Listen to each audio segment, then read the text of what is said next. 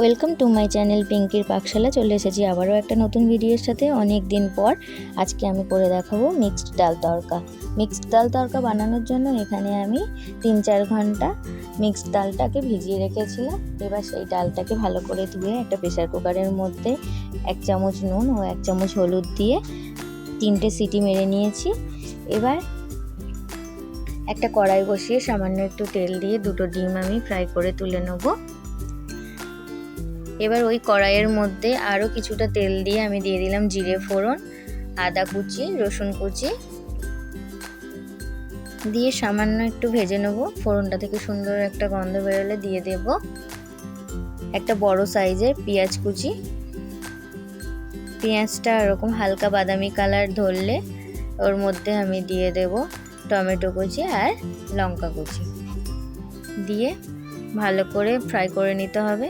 এবার ওর মধ্যে দিয়ে দিলাম 1/2 চামচ লবণ ও 1/2 চামচ হলুদ আর 1 চামচ কাশ্মীরি লঙ্কা গুঁড়ো, 1 চামচ জিরে গুঁড়ো ও 1 চামচ ধনে গুঁড়ো দিয়ে সমস্ত মশলাটা একসঙ্গে ভালো করে কষিয়ে নিতে হবে। আর স্বাদটা ব্যালেন্সের জন্য দিয়ে দিলাম 1 চামচ চিনি। সমস্ত মশলাটা একসঙ্গে ভালো করে কষানো হয়ে গেলে সেদ্ধ করে রাখা ডালটা দিয়ে দেবো।